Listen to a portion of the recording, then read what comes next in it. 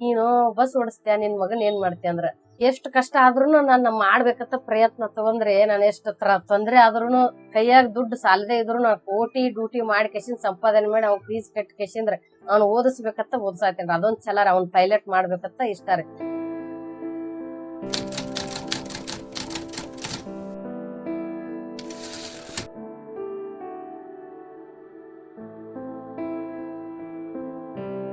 ನಮ್ಮೂರ್ ಕಡೆ ಹಳ್ಳಿ ಲಕ್ಸರಿ ಗೀತೆ ಬರ್ತಾವ್ರಿ, ಟಮ್ ಟಮ್ ಅಂತ ಅದ್ರೊಳಗೆ ಓಡಿಸ್ಕೊಂತ ಹೋಗ್ತಿದ್ದೆ ರೀ. ಅವರು ಅಣ್ಣ ನನಗೊಂದ್ ಸ್ವಲ್ಪ ಕಲಿಸ್ಕೊಡೋನು, ಅವ್ರ ಪಕ್ಕಕ್ಕೆ ಕುಂಡ್ರಿಸಿ ಹಿಂಗ್ ಓಡಿಸು ಅಂತ ಹೇಳ್ಕೊಡೋರು. ಸ್ವಲ್ಪ ಮನೆ ಕಡೆ ಪ್ರಾಬ್ಲಮ್ ರೀ, ಅದಕ್ಕೆ ನಾ ಪ್ರೈವೇಟ್ ಹಾಸ್ಪಿಟಲ್ನಾಗ ಕೆಲ್ಸಕ್ಕೆ ಹೋಗ್ತಿದ್ದೆ. ಹಂಗೆ ಹಾಸ್ಪಿಟಲ್ನಾಗ ಇದ್ದಾಗ ನಮ್ದು ಮ್ಯಾರೇಜ್ ಆಯ್ತ್ರಿ. 2 ವರ್ಷ ಇದ್ರೆ ಆಮೇಲೆ ಕುಡಿದ್ಬಿಟ್ಟು ಸ್ವಲ್ಪ ಹುಷಾರಿಲ್ದಾಗನ ತೀರೋಗಂತ್ಲೆ ನಮ್ದು ಜೀವನದ ಕಷ್ಟ ಆಯ್ತ್ರಿ. ನಮ್ಮಮ್ಮ ಏನಂದ್ರಿ, ನನ್ ಮಗನ್ ಸಾಕ್ತೀನಿ, ನನ್ ಶಾಲೆನೂ ಕಲಿಸ್ತೀನಿ, ನೀನು ಮಗನ ಬಗ್ಗೆ ಚಿಂತೆ ಮಾಡ್ಬೇಡ, ಮತ್ ನೀನ್ ನೌಕರಿ ಮಾಡು ಇವಾಗ, ಮತ್ತೀಗ ಅವ್ರು ತೀರೋದ್ಮೇಲೆ ನಮ್ ಕಷ್ಟ ಆಕೈತಿ ಜೀವನ ಅದು ಅಂತಂದ್ರೆ.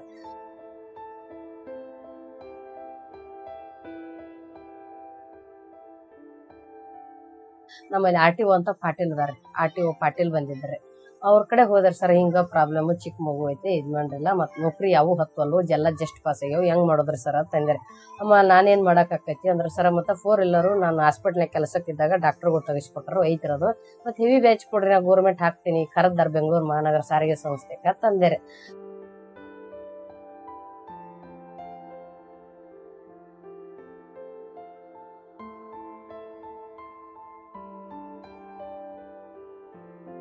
ಹೋದ್ಮೇಲೆ ಸೆಲೆಕ್ಷನ್ ಆಯ್ತಮ್ಮ, ನೀನು ನಾಳಿನಿಂದ ಟ್ರೈನಿಂಗ್ ಹೋಗ್ಬೇಕು, ಟ್ರೈನಿಂಗ್ ಸೆಂಟರ್ಗೆ ಅಂತಂದ್ರೆ. ಅದು ಅಲ್ಲಿ ಶಾಂತಿನಗರನಾರ. ನಾನು ಒಬ್ಳೆ ಬಂದಿದ್ರಿ, ಅಂದ್ರೆ ಚಿಕ್ಕ ಮಗು ಇತ್ತಲ್ಲ, 4 ವರ್ಷದ ಮಗು, ಅದ್ ನೇಲಿ ಕಟ್ಕೊಂಡ್ ಬರೋದು, ಮಲಿ ಕುಡ್ಸೋದು, ಆಮೇಲೆ ನಮ್ಮ ಅಮ್ಮ ರೀ ಪಾಪ ವಯಸ್ಸಾದ, ಅವ್ರ ನೇಲಿ ಕರ್ಕೊಂಡ್ ಬರೋದು, ಬಸ್ ಚಾರ್ಜ್ ಜಾಸ್ತಿ ರೀ, ಆಮೇಲೆ ನಾವ್ ಎಲ್ಲಿ ಉಳ್ಕೋದು, ಎಲ್ಲಿ ಮಲಗೋದು ಕಷ್ಟ ಆಗೈತ್ರಿ. ಬೇಡ ಇರ್ಲಿ, ನಾನು ಒಬ್ಬಾಕಿ ಹೆಂಗೋ ಯಾರನ್ನೋ ಕೇಳ್ಕೊಂಡು, ನಾನೇನ್ ಹುಡುಗಿ, ನಾನು ಎಲ್ಲೋ ಮುಕ್ಕೊಂಡು ನಾನು ಫುಟ್ಪಾತ್ನಾಗ ಎಲ್ಲೋ ಬದುಕ್ತೀನಿ.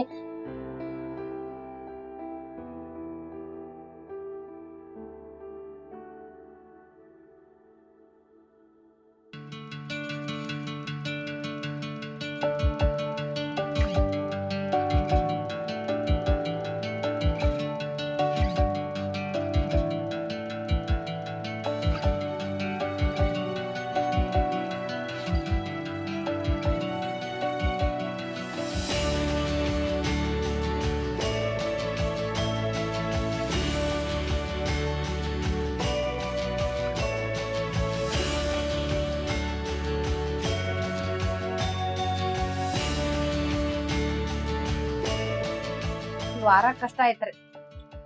ಇವೆಲ್ಲ ಕ್ಲಚ್ ಹಿಡಿದು ಭಾರಿ ಗಾಡಿ, ಇದು ಗಾಡಿ ಇರಲ್ಲ, ಹೆವಿ ಗಾಡಿ ಇರಲ್ಲ, ಕಾಲೆಲ್ಲ ನೋವು ಬಂದ್ರೆ ಸೂಕ್ಷ್ಮ ಇದ್ರೆ ಆಗೋದಿಲ್ಲ ರೀ.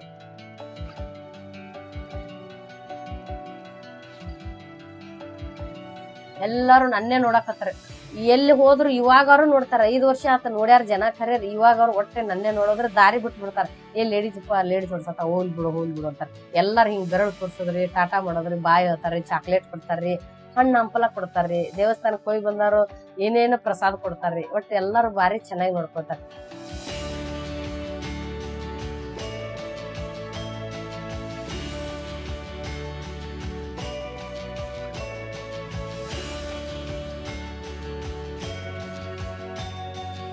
ಇವಾಗ ನಮ್ಮ ಅಮ್ಮಲಿಂದ ನಾನು ಬೆಂಗಳೂರಿಗೆ ಬಂದಿರಿ ಸರ. ನಾನು ಬೆಂಗಳೂರ ನೋಡಿದ್ದಿಲ್ಲ ರೀ ಸರ. ದೊಡ್ಡ ಮಟ್ಟಕ್ಕೂ ಇಷ್ಟು ದೊಡ್ಡ ಕೀರ್ತಿ, ಇಷ್ಟು ಒಳ್ಳೆ ಮಟ್ಟಕ್ಕೆ ಬೆಳಿಬೇಕಂದ್ರೆ ನಮ್ಮ ತಾಯಿನ ಕಾರಣ ರೀ. ಯಾಕಂತಂದ್ರಿ ನಮ್ಮ ತಾಯಿನ ಇದನ್ನ ನನಗೆ ಬುದ್ಧಿ ಹೇಳಿತ್ತಂದ್ರೆ ನಾನು ಬೆಂಗಳೂರು ನೋಡ್ತಿದ್ದಿಲ್ಲ ರೀ, ನಾನು ಇಷ್ಟು ದಿವಸ TV ಪೇಪರ್ನಾಗೂ ಬರ್ತಿದ್ದಿಲ್ಲ ರೀ, ನಾನು ಗಾಡಿನೂ ಓಡಿಸ್ತಿದ್ದಿಲ್ಲ, ಕರ್ನಾಟಕದ ಏಕೈಕ ಮಹಿಳೆ ಅಂತ ನಾನು ಪದಕನೂ ಪಡ್ಕೋತಿದ್ದಿಲ್ಲ ರೀ.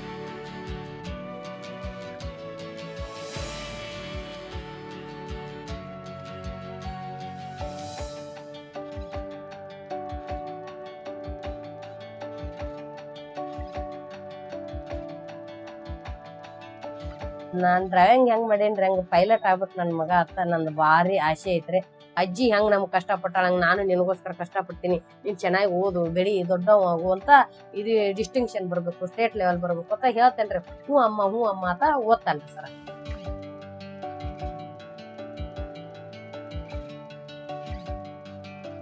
ಹೆಣ್ಮಕ್ಳು ನನಗತ್ತೆ ಯಾರು ಇವ 4 ಗೋಡೆ ಮಧ್ಯೆ ಇರಬಾರ್ದು. ನಾವು 4 ಗೋಡೆ ಮಧ್ಯದ ಗೋಡೆ ಆಚೆಯಿಂದ ಬರ್ಬೇಕು. ಬಂದ ಕೆಸಿಂದ ಈಗ ನಾನು ಒಬ್ಬಕ್ಕೆ ಬಂದ್ರೆ ನಂಗೆ ನೀವು 10 ಜನ ಬಂದ್ರ ನಮ್ ಹೆಣ್ಮಕ್ಳಿಗೆ ಒಂದು ಸ್ಫೂರ್ತಿ ಸಿಗ್ತೈತಿ. ಯಾವ ಹೆಣ್ಮಕ್ಳು ಏನೋ ಆಯ್ತಪ್ಪ ಅಯ್ಯೋ ಅನ್ಬಾರ್ದ್ರಿ. ನಾವು ಎದುರಿಸ್ತೇವು, ನಾವು ಧೈರ್ಯದಲ್ಲಿ ಮುಂದೆ ಹೋಗ್ತೇವೆ ಅಂತ ಹೇಳ್ಕೇಸಂದ್ರೆ ಇವ್ರು ಏನ್ ಮಾಡ್ಬೇಕಂತಾರ, ನನ್ ಮನೆ ಐತಪ್ಪ, ನನ್ ಸಂಸಾರ ಐತೆ, ನನ್ ಕುಟುಂಬ ಐತೆ, ನನ್ ಹೆಂಡತಿ ಐತೆ, ಮಗ ಐತೆ, ಗಂಡದಾರ, ನನ್ ಖಾನದಾನ ಐತಪ್ಪ ಅಂತ ಹೇಳ್ಬಿಟ್ಟು ಅದನ್ನ ಯೋಚನೆ ಮಾಡಿಬಿಟ್ರೆ ಇವ್ರ ಧೈರ್ಯ ಚಲ್ಕೊಲ್ದೆ ನಾವು ಮುನ್ನುಗ್ಗಿರ್ರ ಸರ ನಾವು ಏನ್ ಸಾಧನೆ ಮಾಡ್ತಾರಲ್ಲ ಅದು ಯಾವ್ದಲ್ಲ ಸಾಧನೆ ಎಲ್ಲಾನು ಸೆಲೆಕ್ಷನ್ ಆಕೈತೆ.